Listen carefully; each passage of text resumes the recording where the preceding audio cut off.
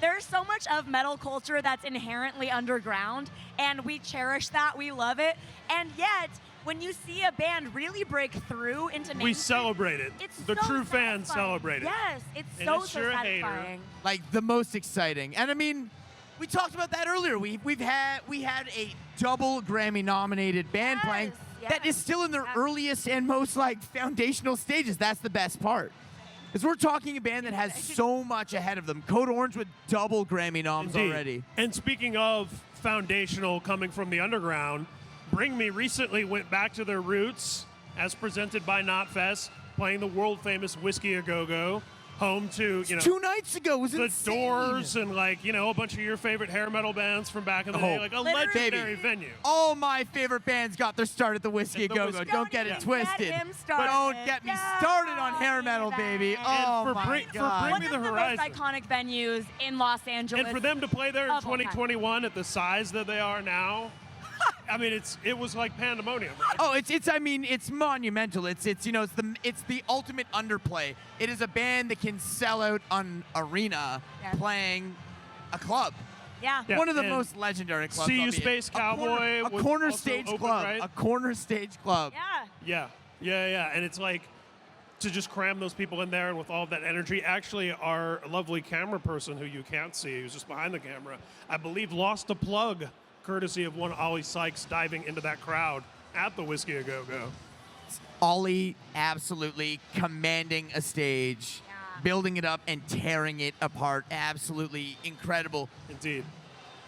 That was one of the best performances I've seen in a hot minute, man. I mean, it's pretty insane. And to know that Bring Me the Horizon has so much respect and so much love for Slipknot, and what a huge impact Slipknot's music had on them early on. To see them now be part of this at Knotfest LA, for them to share the stage together. I mean, it's a really, really special moment. And in fact, I don't know, a week ago or something, I actually got to chat with both Corey Taylor of Slipknot and Ollie Sykes of Bring Me the Horizon. Together, we did an Instagram Live, which you can still watch, and we're going to put the whole thing up on YouTube at some point. We're actually going to show you a little bit of that interview now as part of the stream, but it was so much fun bringing those two together and just talking about, like, hey, when was the first time you became aware of Slipknot, Ollie Sykes? How did you hear them? Right. Corey, when's the first time Slipknot became aware of Bring Me the Horizon? We talked about Bring Me did a cover of Slipknot's Eyeless for a Kerrang, like, CD tribute something or other, and Corey talks about how he heard that for the first time and, like, played it for the other dudes. And, I mean, it was a really in-depth conversation, and just to see so much love back and forth between the two of them. I mean, that is great. such a joy to see bands who are up and coming yet have still accomplished so much. Yes.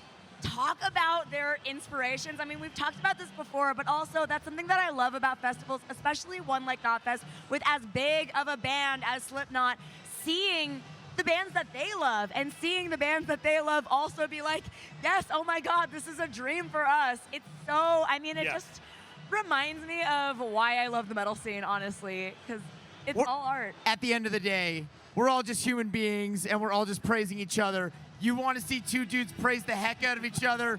Let's check out Ryan Downey's interview with one Ollie Sykes and Corey Taylor, two of the best frontmen in the game and the most handsome dude I know.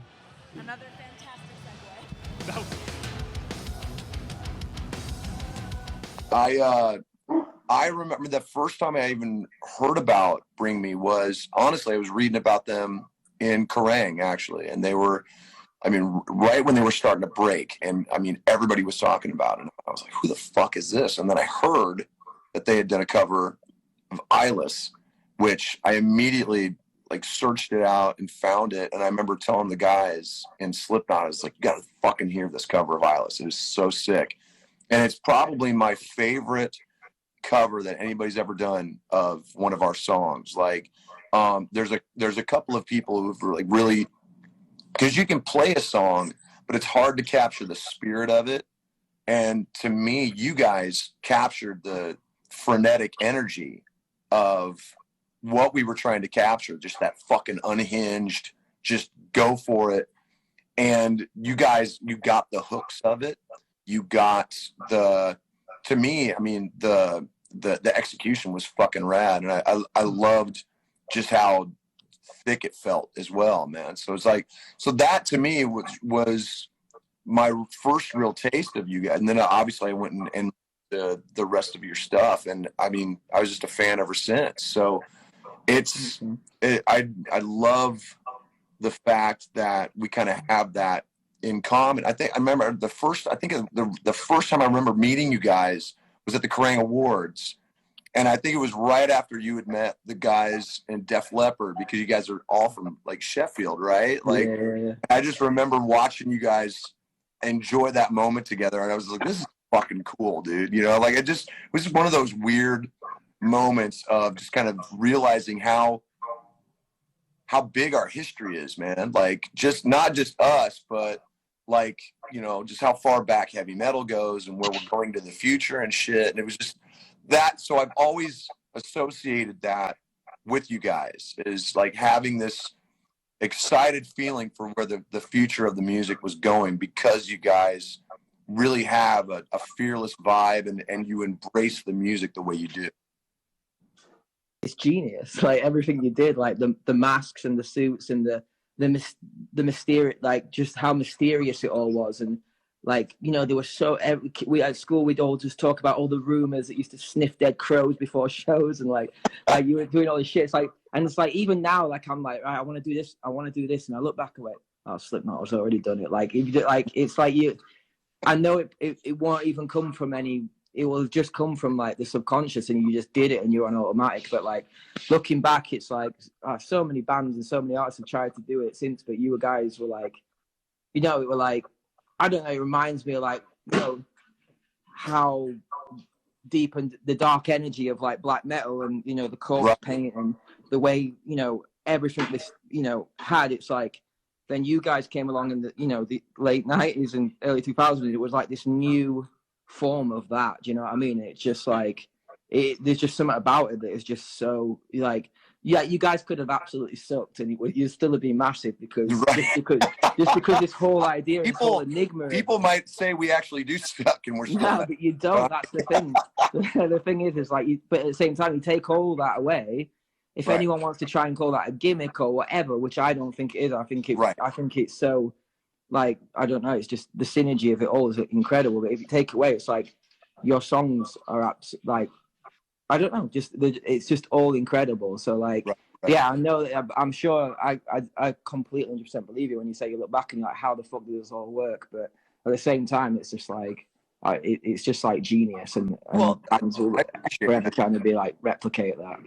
But yeah, man, like yeah, I remember like, because when I discovered you, it was also like the internet had just become a thing, and like I remember trying to like download. I was like getting raw files of every record, like Mate Feed Till Repeat, and stuff like that. Like having to stitch each raw file together, and like literally every single record. It took me like days to get your whole discography. But yeah, I was obsessed, man.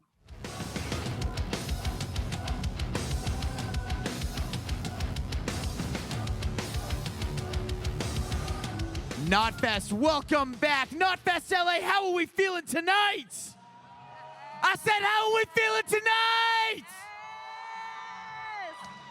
It's deafening in here. I don't know if you can hear that at home, but it is deafening in here. It is wild. Ryan J. Downey hanging out with Ollie Sykes and Corey Taylor. Yeah, well, you know, the bro down. I mean, I swear I was there. Shout out to whoever cropped me out of that interview just now. But I was there. He was the interviewer. You know, it's my birthday the day after tomorrow. I suppose that was my birthday present, being cropped out of my big interview with Corey Taylor and Ollie Sykes. I thought Corey Taylor said he was going to give you a birthday present. He did. He said he's going to give me exactly this year what he gave me last year, which was nothing. Great joke. Pretty awesome. No, my favorite thing about that conversation, which you guys just got to see, is a bashful Ollie Sykes, right, when he's getting praised by Corey Taylor. And we know, you know, that Bring Me were very influenced by Slipknot, and that was a big part of that conversation. But what was surprising, I think, for Ollie, and that maybe Corey didn't expect me to break out, and you'll see when you see the whole long-form version of the interview at knotfest.com and on our YouTube channel, is that Corey did an interview in like 2016 with Forbes magazine, where they were talking about Corey's radio show and how Corey's interviewing people. And they asked him, who are your dream interviews? Who are people that you would just love to interview, your top list? and he said Pharrell Williams, Trent Reznor, and Ollie Sykes. And I busted that quote out in that interview, and that was a very bashful moment. Must have loved that. There was some blushing going on. It was a love Imagine fest. hearing that from someone you look up to. Yes, so exactly. much. Like Exactly. someone you like It was insane. totally admire, like worships you in the same capacity Yeah. that Wow. you worship Yeah. them. What a That is the dream. purest It was feeling. so amazing. That is. And we got very in depth about the similarities and the commonalities between those two bands and their approach to what they're doing and the evolution and how things have changed. We talked about, what we could expect, of course, from Knotfest LA, but also a lot about what each band kind of has coming up, some of the surprises. What we didn't know then when we had that conversation a week ago, which we know now, is that Slipknot has a new song that they're performing tonight. I feel like, honestly, if you don't know that the Chapeltown Rag was released 2 days, we have a song that is less than 24 hours old. Yes. The first new Slipknot tune And in the first 2 ever live years. performance of the song. Can I You don't say- know that? You must live under a rock at this point. It's all I've been talking about all day. I want to say that I was surprised, but really I was not. When I was out talking to people all day today, I was like, do you know about Slipknot's new song? And almost except for one person was like, I know, but I'm saving it to hear it live first, which I I respect respect it. so much. But I mean, I very rarely catch songs within the 24-hour window of it dropping, and it just goes to show how dedicated the fans are here. I mean, people are amped, and you know what, boys? So am I. I'm Okay. very amped also. So I've No listened shame. to it 12 times already. I'm that, but that's me. I'll like obsess over the new tunes as they drop. and You'll be catch the them. person when the band looks out and is like, that person knows the words to the song we released. Song's been out 18 today." hours. I know all the words. Yeah. I am that guy. But listen, speaking of being that guy, I started with the first show on this tour. I saw this show in its earliest stages at the start of the road show. I was at Knotfest Knotfest, Road Show. Iowa. Man, those cornfields got rocked in a way they hadn't been in a hot minute. It was wild out there. And now I get to bookend it with my Knotfest LA, and there's so much new, exciting stuff happening tonight. We've got an updated Corey mask making its live Yes. debut We tonight. do. We've got the Chapeltown Rag making its Yes. world live debut. The song is less than 24 hours, and you're already getting to hear it live. That is unheard of. That is some a real brand cool new shit. BB. Leave it to Slipknot to pull out all the stops for this incredible, massive Knotfest LA performance. And that reminds me, speaking of the new song and Corey's new mask, we also have at knotfest.com, which you can check out, an exclusive interview, a print interview, old school words you have to read. You can watch Ollie and Corey and I talking. You can also read things said by Clown and Corey. It's a very great in-depth conversation between the two of them, talking all about the creative process, about that song, about, what this last year has been like and everything else that you would want to know from those two. And it's so cool that all of Slipknot, but those guys in particular and everybody who works with them behind the scenes have created this destination where they not only get to showcase a lot of bands they love, bands that play their festival, but get to be somewhere where they can speak directly to their fans Yes. Right. at knotfest.com without any intermediaries, without any BS. I just think it's really cool, and I know we're all very happy to be part of it.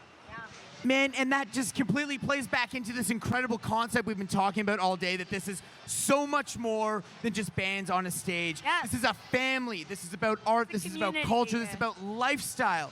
This is who we are, man. I met so many people today that this band changed their life. That was the most repeated thing is Slipknot saved my life, Slipknot changed my life, and like metalheads, we stay looking out for each other. I mean, that has not been ever more apparent than tonight, and it is so exciting seeing how pumped everyone is for Slipknot. And it's I'm all been so leading up to excited. this. It's been an Yeah. amazing day, Yes. amazing bands, so much stuff around the culture. And just to make sure that we emphasize this Knotfest community, this culture that Slipknot has created and curated, it's not just about them, it's about us.